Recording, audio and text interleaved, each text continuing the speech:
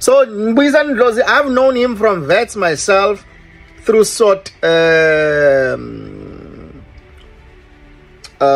meetings and all of those things.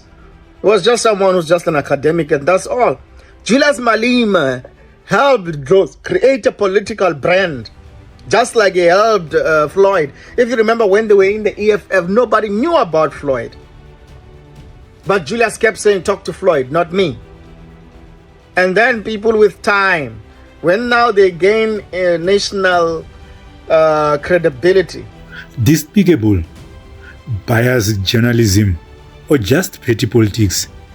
Dr. Ndlozi's fiery response to Times Live is making waves. And today, we are diving deep into the real story behind the drama. Welcome to It's Time, where we unpack the hottest political debates with sharp analysis and no fluff.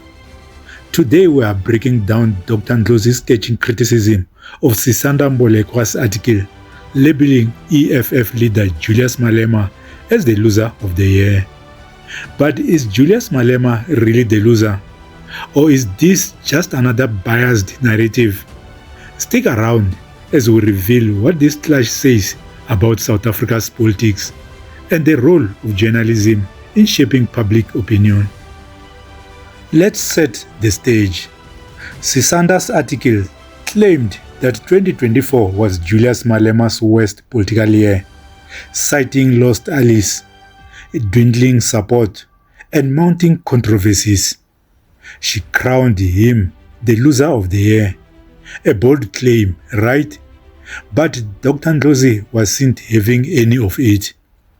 In a fiery post on X, Ndlozi hit back, calling the analysis despicable, biased, and of idiotic proportions.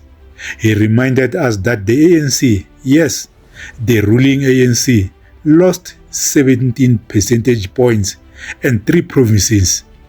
According to Ndlozi, that is the historic loss that any honest journalist should focus on. But here's where it gets messy. Social media users took the opportunity to attack Ndlozi personally, questioning his loyalty to Malema and even speculating about dirty files and witchcraft. Some went as far as to mock his academic achievements, suggesting he's afraid to stand on his own 2 feet. But is this fair? Should public discourse stoop to such levels, or should we demand better from both our journalists and ourselves as a society? This debate goes beyond Ndlozi or Malema. It's about the bigger picture, how political narratives are shaped and consumed. Sisanda's piece represents a trend in journalism where personalities take precedence over facts. Ndlozi's response highlights a frustration with media that prioritizes petty drama over critical analysis. Here's the reality. The ANC's historic losses are undeniably significant. Meanwhile, Malema and the EFF have faced challenges. Yes, but does that make him the loser of the year? Or is this label a convenient distraction from the ruling party's failures? Many of them are using the Third National People's Assembly as a threat that if they do not get elected or are not part of the leadership discussions leading up to the conference, then they will leave and join MKP. We must never be blackmailed by those who want to threaten us with leaving after the Third National People's Assembly. I want to say to them, leave now. Leave now so that we can know how many soldiers we have in this struggle to liberate our people. You must leave today because nothing is going to change between now and December. Nothing is going to change now and in the future. The future looks bright because we determine it today. We are here to make our destiny for how the future looks like tomorrow. Leave now. We have no reason to beg anyone. If you want to leave, leave now and leave us alone. Even if we are alone, will always continue to speak truth to power. And let's not forget the online attacks.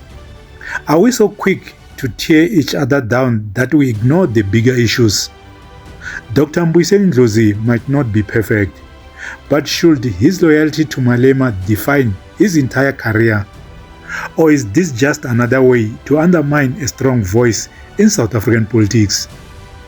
In the end, this isn't just about Ndlozi versus Sisanda or EFF versus ANC.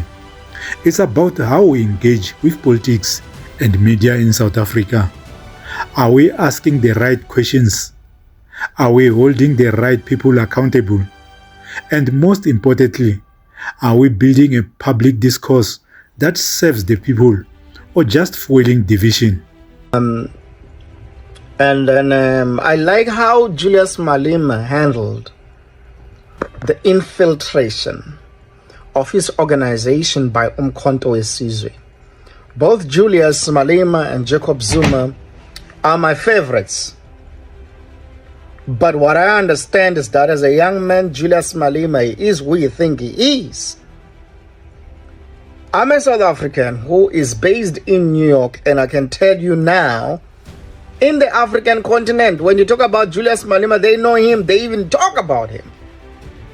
Some of them even have got his berets. I remember attending a D12 gathering to talk about gentrification or ethnic cleansing. A black American brother was wearing Julius Malema's beret.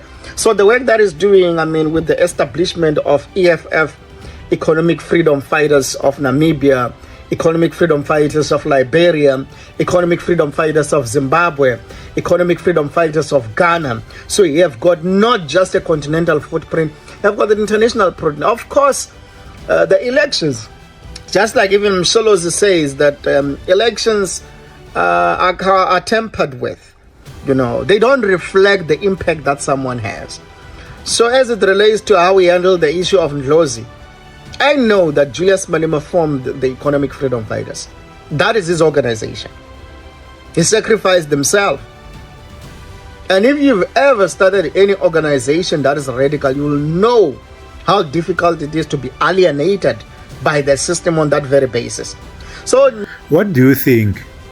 Is the ANC the real loser of the year? Or does Sisanda Mbolekwa have a point about Malema? And how do we hold our media accountable for balanced reporting? Share your thoughts in the comments below. And don't forget to like, share, and subscribe to inkarhiIt'sTime and hit that notification bell for more hard-hitting political analysis. This is inkarhiIt'sTime with Kondos. Until next time, let's keep the conversation going and the truth at the center. Thank you for watching and take care.